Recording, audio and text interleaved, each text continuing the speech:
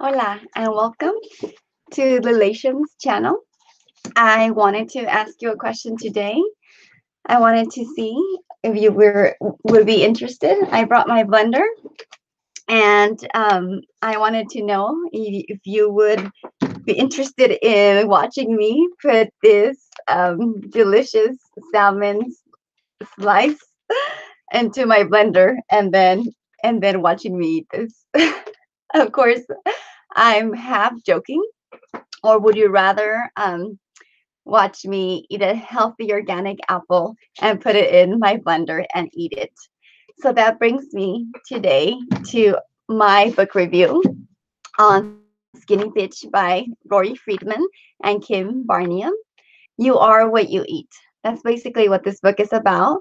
And I'm going to give you three things that I learned reading this book, and I really recommend it. So here it is. I found that it was very humorous. I found that it was very real, down to earth. And my biggest takeaway was to eat a plant-based diet. If you want to be healthy, um, you want to be eating a plant-based diet. If you want to be skinny, you need to be eating a plant-based diet. If you want longevity, you need to be eating a plant-based diet. So this book and the Skinny Bitch regimen and the meal plan is all about eliminating animal products from your diet. It's a lifestyle change.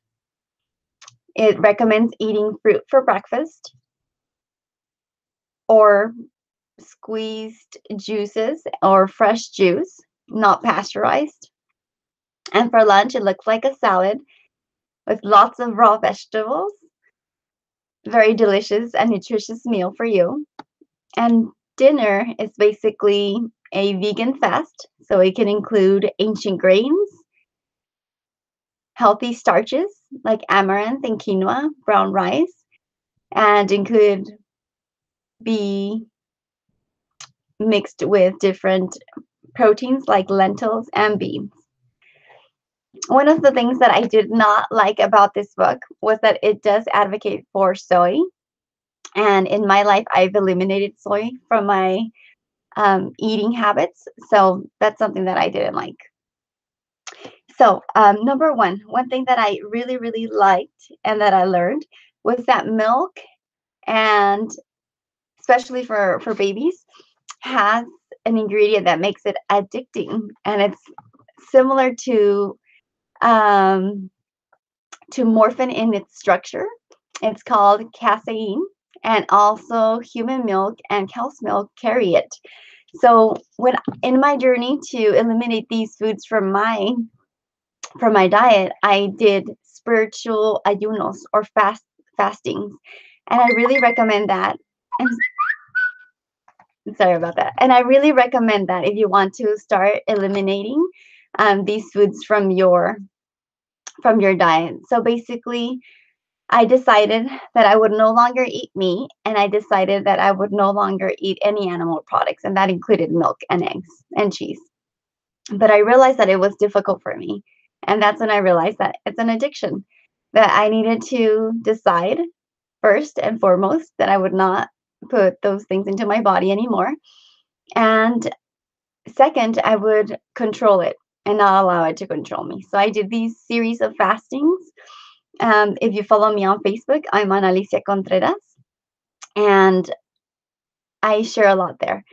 Also,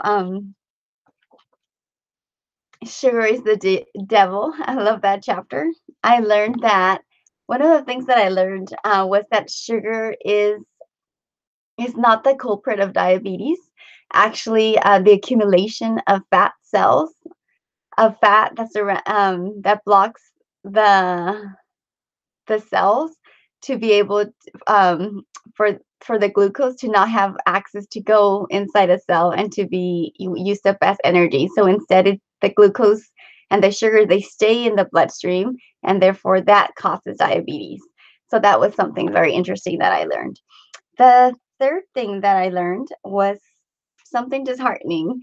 Um, it has a lot of information on the USDA, and it basically shared that the government doesn't care much for the people. Maybe not such a surprise for you. For me, it was. Um, and basically, a lot of the sponsors um, for the meat industry, and even like the diabetics cure, or the cancer association, or like the B. Coleman, or I'm forgetting the name right now, for the fight for cancer. A lot of their sponsors, they do not they're not it's from the same industries that cause these diseases. So a lot of meat and a lot of dairy are supporting these types of associations and organizations. So, anyways, I want to leave this on a positive note, and that's just to encourage you to learn a little bit more.